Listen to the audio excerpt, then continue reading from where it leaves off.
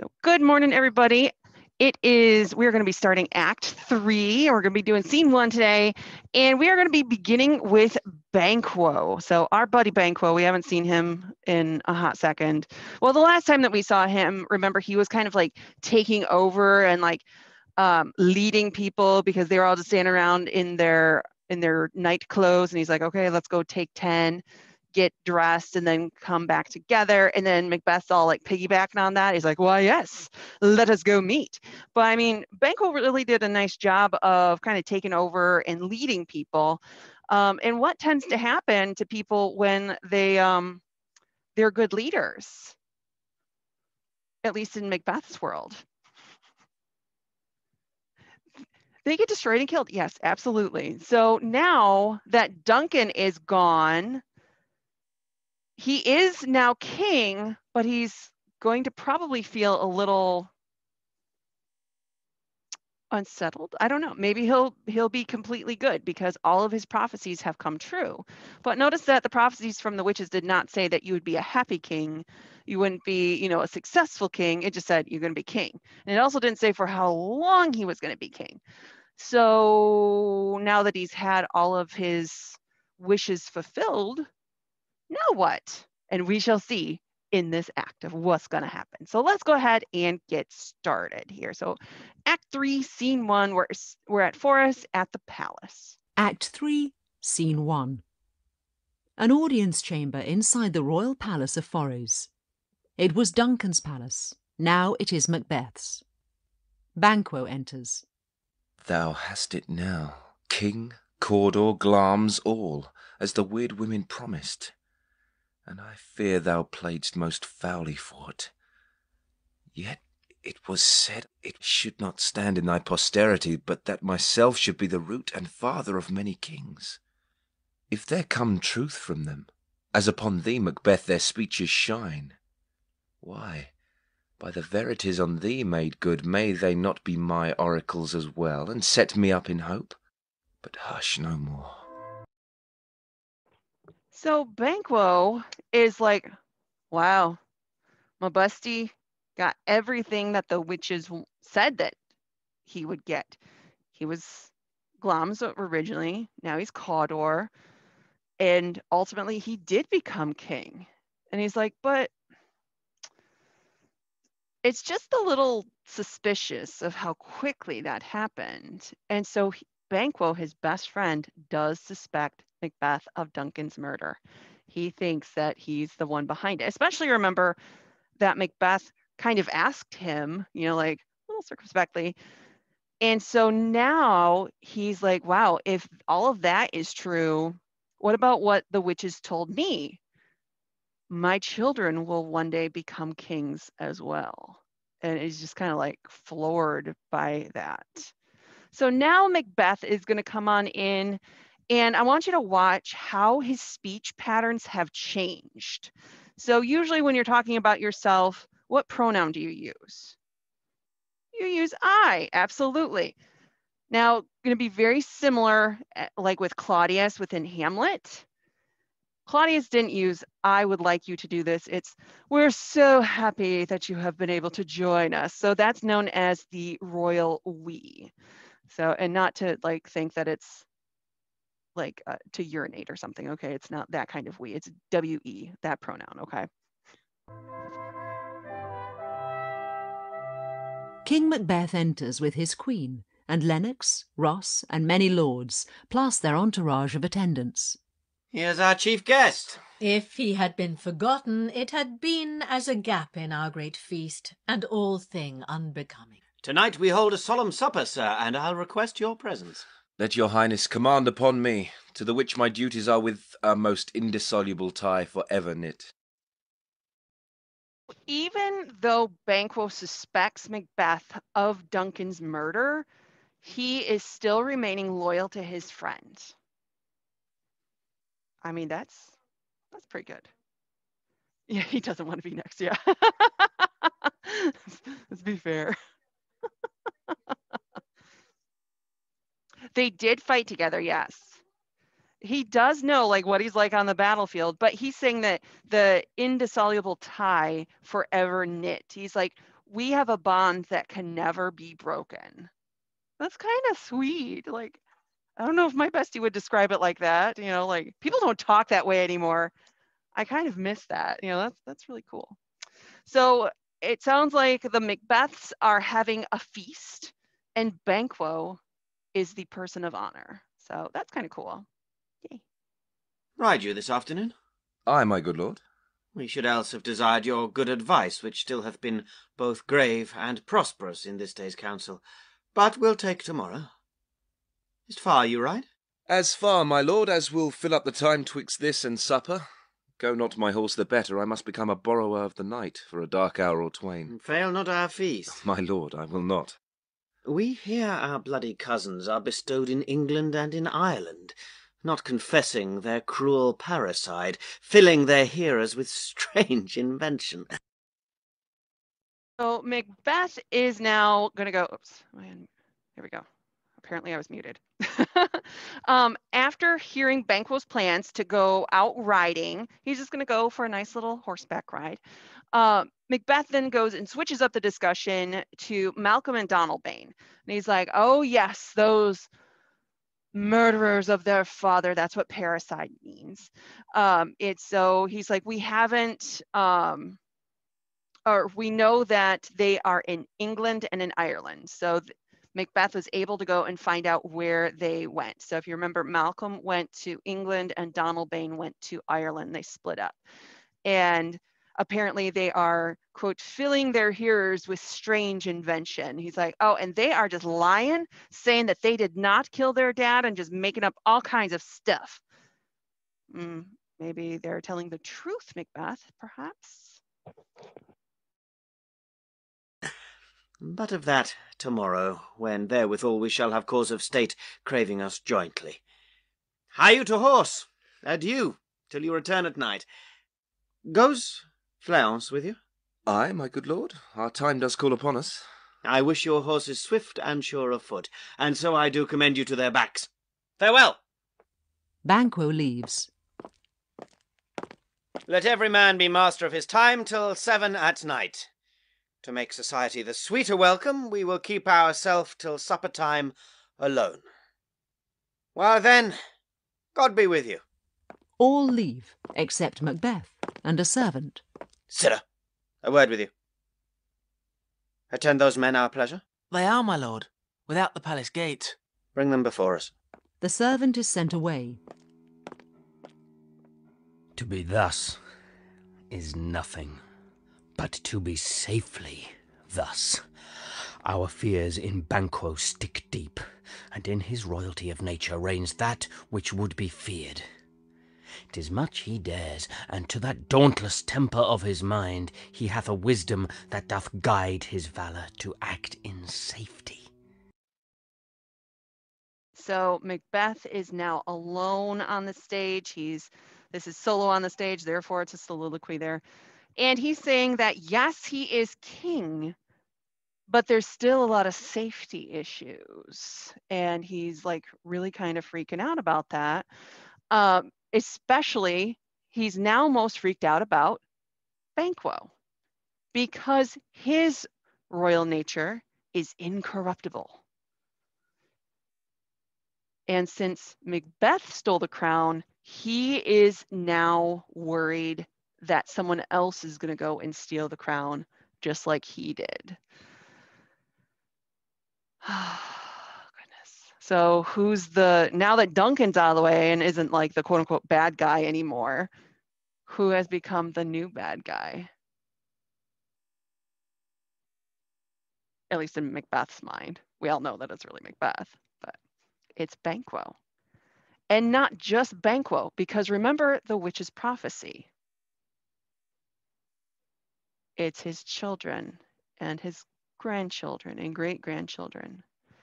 So in order to make sure that that prophecy does not come true, what must Macbeth do? Who does he have to now kill? Not just Banquo. It really is a tragedy, yes. He is now going to go and kill Banquo's son. And what did he just ask about Banquo riding? Does Flans go with you? Remember, Flans is like 10, 11, 12 maybe. Remember also in Act 1 that the theme of child abuse was established. Lady Macbeth said in theory that she could go and kill her own child. Macbeth is now going to take it a step farther and try to kill a child. Oh, Macbeth, no, don't do it, sir. Don't do it. Not the babies. Leave the babies alone. Let's see what else he has to say. There is none but he whose being I do fear, and under him my genius is rebuked, as it is said Mark Antony's was by Caesar. So Macbeth fears that his friend will eclipse him with his goodness, as Mark Antony did with Caesar. Now, he's changing history. That wasn't actually true. Antony had absolutely nothing to do with Julius Caesar's murder, but he's just going and like switching things up in his head. He chid the sisters when first they put the name of king on me, and bade them speak to him. Then, prophet-like, they hailed him father to a line of kings. Upon my head they placed a fruitless crown, and put a barren sceptre in my grip, thence to be wrenched with an unlineal hand, no son of mine succeeding. It be so. For Banquo's issue have I filed my mind. For them, the gracious Duncan, have I murdered, put rankers in the vessel of my peace, only for them, and mine eternal jewel given to the common enemy of man, to make them kings, the seed of Banquo, kings. Rather than so, come fate into the list, and champion me to the utterance. Who's there? We'll find out who's there in a second. So Macbeth is very, very jealous. Up until now, he only wanted the power within his own lifetime. But now that he's king, he sees the bigger picture because he has killed a king. And yes, he's king, but remember the rest of the prophecy that Banquo's children and grandchildren will become kings too. And he's like, that's a dynasty. They're going to become more important than I am. And I'm the one who did all the dirty work. That's not fair that I went and killed Duncan and I'm going to go to hell in order to do this. And they get to go and enjoy the fruits of my murder. You're like, who does that?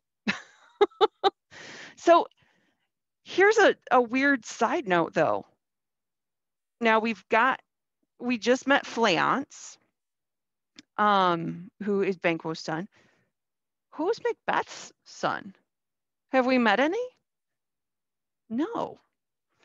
And so it's kind of strange that none are ever mentioned within the play except for Lady Macbeth saying that she has given birth before and that she knows what it's like to love a child, but she would go and bash in that infant's head in order to get ahead in life.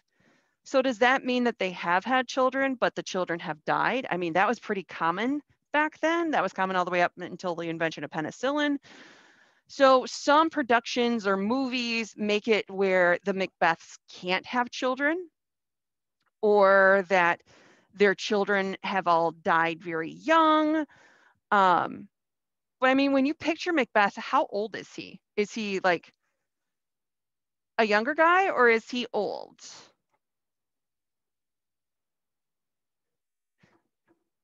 He's a young guy.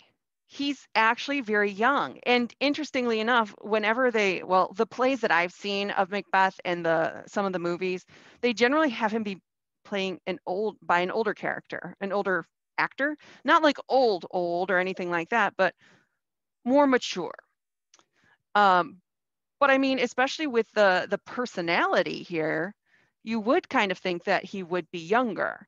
So if he was young, he still has time in order to, well, I mean, even if he's older, like perhaps Lady Macbeth is really young or something. They're still of childbearing age, okay? So I mean, even though he's pretty young, having children didn't mean that those children would make it to adulthood. It's not a given. And most children in Shakespeare's time did not make it to adulthood, just like how Hamnet, Shakespeare's son, died within the plague. So little things with that. So now we get to see who came in while he was talking to himself. Re-enter the servant with 2 murderers. Now go to the door and stay there till we call. The servant leaves.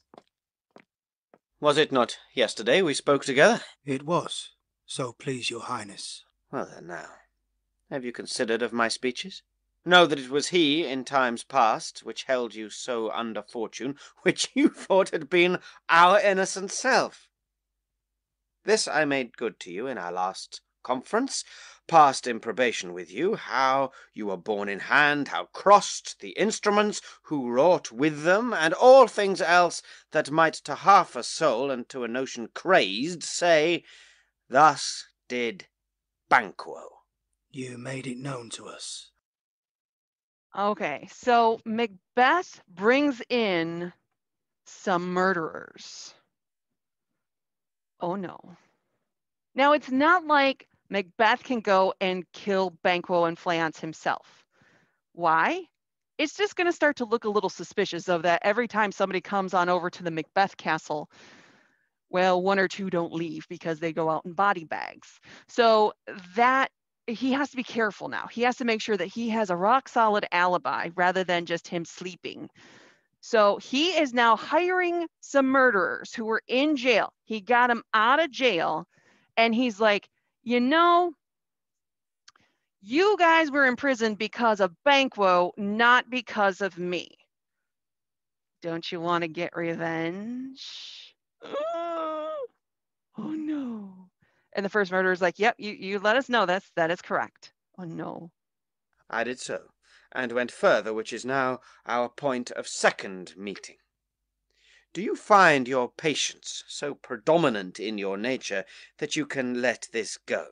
Are you so gospelled to pray for this good man, and for his issue, whose heavy hand hath bowed you to the grave, and beggared yours for ever? We are men, my liege.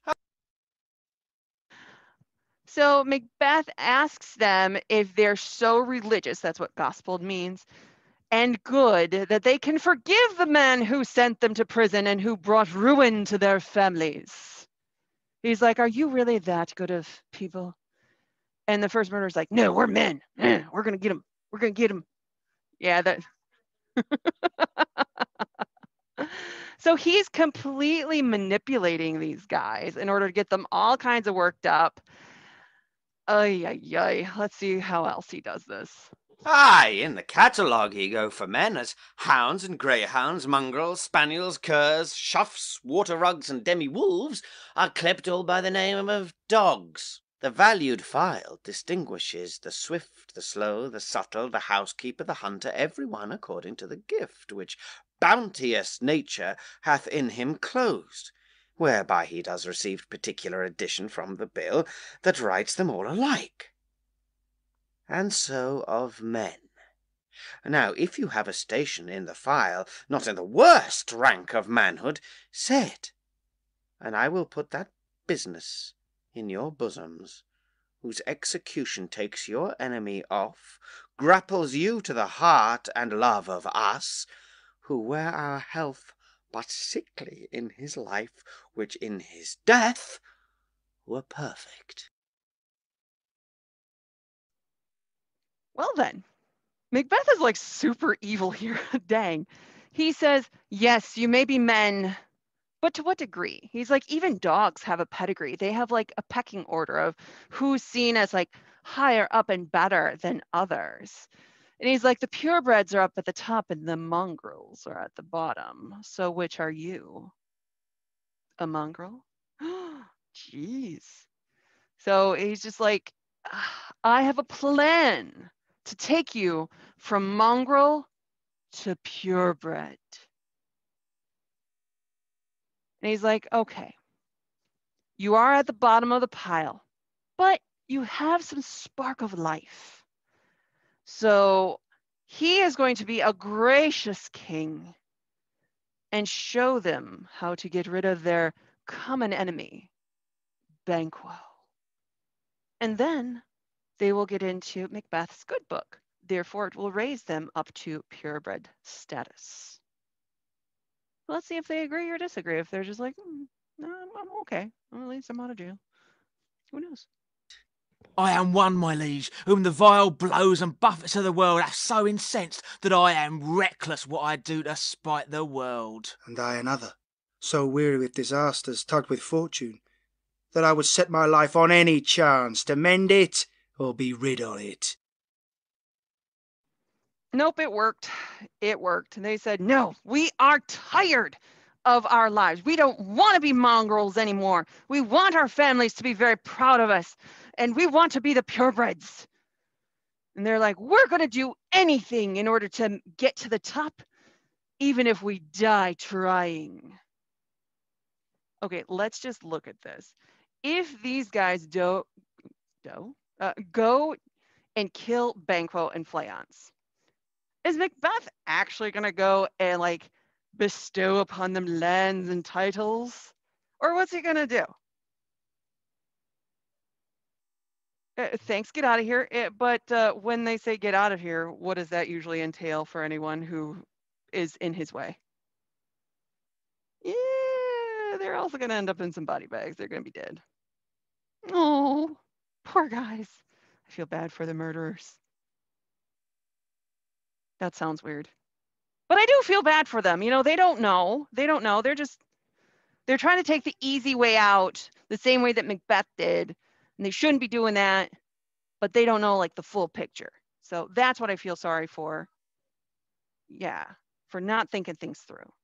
Both of you know, Banquo was your enemy. True, my lord. So is he mine, and in such bloody distance that every minute of his being thrusts against my nearest of life. And though I could, with barefaced power, sweep him from my sight and bid my will avouch it, yet I must not. For certain friends that are both his and mine, whose loves I may not drop, but wail his fall, who I myself struck down. And thence it is that I to your assistance do make love, masking the business from the common eye for sundry weighty reasons. This is so sad. He says that Banquo's no longer his friend, but his enemy. Banquo didn't do anything to you, Macbeth. And he then says, as king, he has the power to go and kill anyone, which he does, you know. But he doesn't want the other Thanes to know and like to judge him for it. Because let's face it, that's gonna be like crossing a line there. And so he says that Banquo's death must be a secret, or he would risk a rebellion amongst the Thanes. He's like, I don't want that. You know, I got to do what's best for Scotland. And obviously, what's best for Scotland is to get rid of Banquo. No, it's not. You're being selfish again, Macbeth. Shame on you. Let's see what the second murderer says.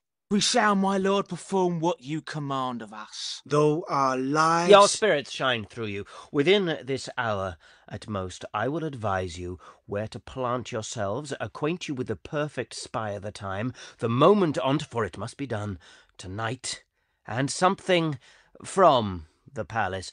Always thought that I require a clearness, and with him, to leave no rubs nor botches in the work, Fleance, his son that keeps him company, whose absence is no less material to me than is his father's, must embrace the fate of that dark hour. Resolve yourselves apart. I'll come to you anon. This makes me so sad. Within the hour, Macbeth is going to give them the details on how he specifically wants Banquo and Fleance to die. And he's like, I'm going to tell you exactly where to go. Right now, they're out for a horseback ride, and you have to be pretty far away from the castle and make it look like, you know, they were just like attacked by, I don't know, brigands or something like that, some robbers. he has to have an alibi. Now remember that the Macbeths, are hosting a dinner. So they're having a big old party, and the guest of honor is Banquo. Apparently Banquo's not going to make it to this feast because he's going to be otherwise occupied, dying. Oh, and poor Fleance. He's seriously going to go and kill a kid or have a little kid killed? That's terrible. That's just unacceptable. But he is not thinking of Fleance as a little kid. He's thinking of Fleance as an adult because Fleance will or could one day become king based upon what the witches said. So Macbeth has to make sure that what the witches said about Banquo's prophecy never comes true. And the only way that he can do that is by killing Fleance and also killing Banquo, so that way he can't make any more Fleances. That sounds bad. But you know what I'm saying? He can't have any more kids. So he has to go and get rid of both of them. I'm actually kind of surprised that he's not looking for like Mrs. Banquo, Lady Banquo. Maybe Lady Banquo's not around. Maybe she's like already died in childbirth or something. But I mean, there could be a slight chance that she could be pregnant and could have a baby. So because they don't go and talk about her, I'm just going to assume that Mrs. Banquo's not around. I don't know, but I was just thinking about that.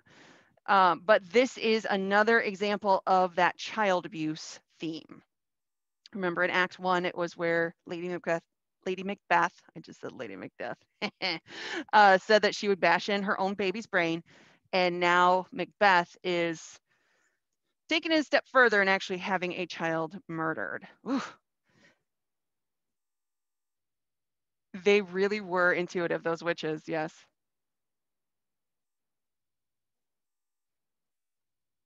Yeah. And that's one of the things of like when people try to go and do the easy way out, they're only thinking of the here and now for it. They don't think of the repercussions afterwards because, you know, they didn't prophesize anything about how long he'd be king, how good of a king he would be. It'd be like telling the witches telling Hamlet, you'll one day be king. Well, he was just king for 5 minutes though, before he died. So where it says, let's see here, where is it? No rubs or botches in the work means that the fabric of the plan must be perfect. Like not one thing can go awry because it's so important. And so let's see how the murderers respond. We are resolved, my lord. I'll call upon you straight. Abide within. The two men, who will be murderers, leave. It is concluded. Banquo, thy soul's flight, if it find heaven, must find it out tonight.